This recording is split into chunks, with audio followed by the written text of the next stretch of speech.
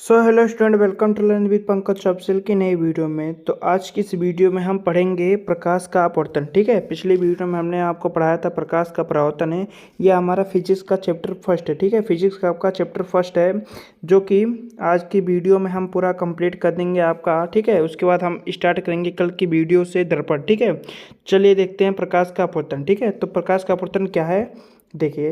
प्रकाश का अपवर्तन पहले आप यहाँ पर देख लीजिए। अपवर्तन का अर्थ होता है, अपवर्तन का अर्थ क्या होता है, रास्ते में आया बदलाव या सीधे रास्ते से फेर देना। ठीक है, रास्ते में कोई बदलाव आता है या सीधे रास्ते से फेर देना अपवर्तन कहलाता है। ठीक है, इसी प्रकार प्रकाश की अपवर्तन की परिभाषा इस प्रकार दी जा सकती है कि जब प्रकाश की कोई किरण किसी विरल माध्यम से सघन माध्यम में, ठीक है, किसी विरल माध्यम से सघन माध्यम में प्रवेश करती है तो वह किरण अपने मार्ग से थोड़ा, ठीक है, वह किरण अपने मार्ग से थोड़ा सा विचलित, ठीक है, हो जाती है।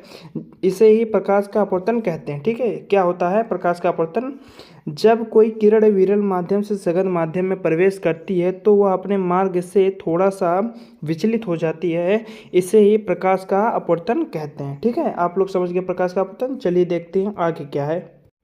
देखिए, आप यहाँ पर प्रकाश के अपवर्तन का चित्र भी दिया गया है। ठीक है, देखिए सबसे पहले समझने की कोशिश कीजिए। देखिए आपके पास एक लाइन है, ठीक है, उसके बाद आपका यहाँ पर क्या है, अभिलंब। ठीक है, हमने एक प्रकाश की किरण डाली, ठीक है, कहाँ से, विरल माध्यम से, विरल माध्यम से सघन माध्यम की। ठीक है, तो देखिए जब विरल माध्यम से यह सीधा प्रकाश आ रहा था, ठीक है, आप लोग यहाँ तक देख सकते हैं कि यह प्रकाश एकदम सीधा आ रहा है। ठीक है, उसके क्या है कि वह सघन माध्यम, ठीक है, कांच में, सघन माध्यम को हम कांच बोल सकते हैं। ठीक है, जब वह सघन माध्यम में प्रवेश करता है तो देखिए वह सीधा, ठीक है, वहाँ देख लीजिए आप, यहाँ पर सीधा ना जाकर वह अपने मार्ग से विचलित हो जाता है। ठीक है, आप लोग यहाँ देख सकते हैं अपने मार्ग से वह विचलित हो गया।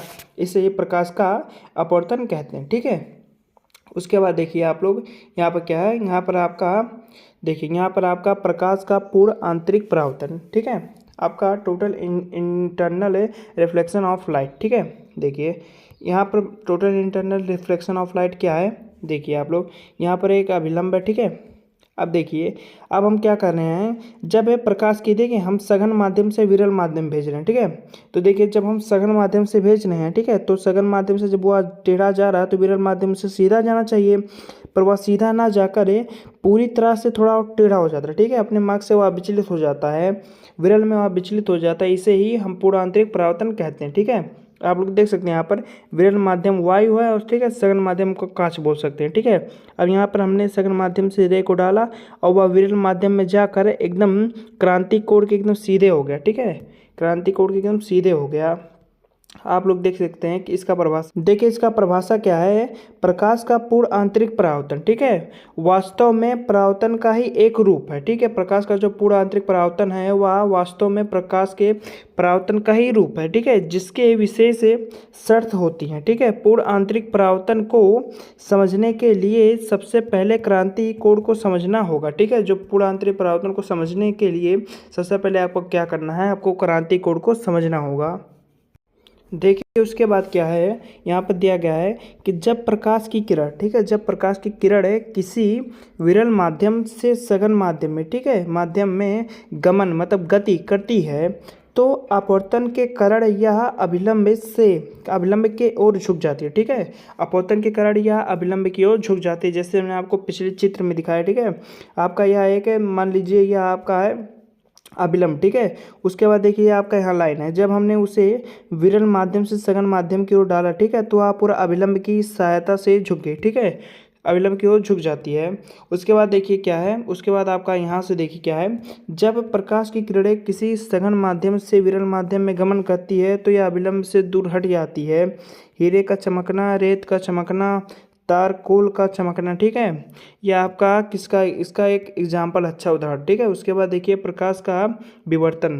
प्रकाश का विवर्तन किसे कहते हैं, प्रकाश की किरणें का किसी अवरोध से टकराकर उसे छाया क्षेत्र में प्रवेश करना, ठीक है, प्रकाश का विवर्तन कहलाता है। ठीक है, प्रकाश का विवर्तन क्या है सबसे पहले समझ लेते हैं। देखिए प्रकाश का विवर्तन किसे कहते हैं, प्रकाश की किरणें किसी अवरोध से टकराकर उसकी छाया क्षेत्र में प्रवेश करता है तो उससे प्रकाश का विवर्तन कहते हैं। इसका एग्जाम्पल देख लीजिए, वृक्ष के नीचे किरणों का पहुंचना, खिड़कियों के माध्यम से किरण का पहुंचना, ठीक है। ब्रिज के नीचे जो हो वो आप जब ब्रिज के नीचे देखते हो, ठीक है, जब वह किरण पहुंचते हैं तो वह आपका प्रकाश का विवर्तन ही होता है, ठीक है। वह पत्तियों से हटवट के, ठीक है, वह डालियों से हटवट के ब्रिज के नीचे जब किरण पहुंचती हैं तो उसे प्रकाश का विवर्तन ही कहते हैं, ठीक है। उसके बाद देख लीजिए एक बहुत ही इंपॉर्टेंट जो है, इस पे आपको टिप्पणी लिखने को भी आ सकता है। सबसे इम्पॉर्टेंट आपका क्या है, आकाश का रंग हल्का नीला क्यों दिखाई देता है, ठीक है। यह बहुत इंपॉर्टेंट है आपका कि आकाश का रंग हल्का नीला क्यों दिखाई देता है। देखिए इसका कारण क्या है, आकाश का रंग दिन के श्वेत प्रकाश में हल्का नीला दिखाई पड़ता है, ठीक है। आकाश का जो रंग है दिन के श्वेत प्रकाश में आपको हल्का नीला दिखाई पड़ता है, चूंकि दृश्य प्रकाश 7 रंगों का मिश्र होता है। जो आपका दृश्य प्रकाश होता है, ठीक है, वह 7 रंगों का मिश्र होता है, ठीक है, जिसमें बैंगनी, जामुनी व नीले रंग का प्रकीर्ण बहुत अधिक होता है, ठीक है। जिसमें बैंगनी, जामुनी और नीले रंग का जो प्रकीर्ण होता है वह बहुत ही अधिक होता है, जिससे यह रंग आकाश में बिखर जाते हैं, जिनका संयुक्त प्रभाव हल्का नीला होता है, ठीक है। इसके लिए ये दिन के समय आकाश का हल्का नीला दिखाई देता है, ठीक है। इसी कारण आपको दिन के समय जो आकाश होता है वह हल्का नीला दिखाई देता है। देखिए उसके बाद क्या है, यदि पृथ्वी के परित वायुमंडल ना हो, ठीक है, तो सूर्य के प्रकाश के मार्ग में बिखराव नहीं होता, ठीक है, और आकाश का रंग काला दिखाई देता। यही कारण है कि अंतरिक्ष व चंद्रमा से आकाश का रंग काला दिखाई देता है, ठीक है। यह आपका क्वेश्चन बन सकता है कि जब आप अंतरिक्ष या चंद्रमा से पृथ्वी को देखते हैं या आकाश को देखते हैं, ठीक है, जब आप आकाश को देखते हैं तो आपको उसका रंग कैसा दिखाई देता है, ठीक है। तो उसका रंग कैसा दिखाई देता है आपको, उसका रंग आपको काला दिखाई देता है, ठीक है। क्यों, यही कारण, ठीक है। उसके बाद देखिए क्या है, सर CB रमन, जो आपके CB रमन जी है ना, उन्होंने प्रकाश के प्रकीर्ण का विस्तृत अध्ययन किया था, ठीक है, जिसके उन्होंने 1930 ईस्वी में नोबेल पुरस्कार से सम्मानित किया गया, ठीक है, जिसके लिए उन्हें 1930 ईस्वी में नोबेल पुरस्कार से भी सम्मानित किया गया था। उसके बाद देखिए आपका दूसरा इंपॉर्टेंट क्वेश्चन क्या है, सूर्योदय अथवा सूर्यास्त के समय सूर्य लाल क्यों दिखाई देता है, ठीक है। यह भी बहुत इंपॉर्टेंट है, इस पर भी आपको टिप्पणी लिखने के लिए आ सकता है। देखिए सूर्योदय व सूर्यास्त के समय हमें सूर्य लाल क्यों दिखाई देता है, देखिए इसका कारण प्रकाश का प्रकीर्ण है, ठीक है। इसका कारण क्या है, प्रकाश का प्रकीर्ण। सूर्योदय व सूर्यास्त के समय सूर्य की किरणें वायुमंडल में काफ़ी अधिक दूरी तय करके हमारी आँखों में पहुंचता है, ठीक है। वायुमंडल में अधिक दूरी तय करके हमारी आँखों में पहुंचता है, ठीक है। उसके बाद देखिए क्या है, इन किरणों के मार्ग में बहुत धूल के कण आदि द्वारा बहुत अधिक प्रकीर्ण होता है। इसी क्रम में लाल रंग की किरणों को छोड़कर बाकी किरणें बिखर जाती हैं, ठीक है। लाल रंग को छोड़ के बाकी किरणें बिखर जाती हैं। लाल रंग जिसका प्रकीर्ण सबसे कम होता है, ठीक है, हमारी आंखों तक अधिक मात्रा में पहुंच जाती है, ठीक है, हमारी आंखों तक वह अधिक मात्रा में पहुंच जाती है। उसके बाद देखिए क्या है, दोपहर के समय जब सूर्य ठीक ऊपर होता है तब किरणें वायुमंडल में अपेक्षित बहुत कम दूरी तय करती है, अतः प्रकीर्ण बहुत कम हो जाता है और लगभग सभी रंगों की व्यक्ति की आँखों तक पहुंच जाती है, ठीक है, जिसकी पहुंच जाती है।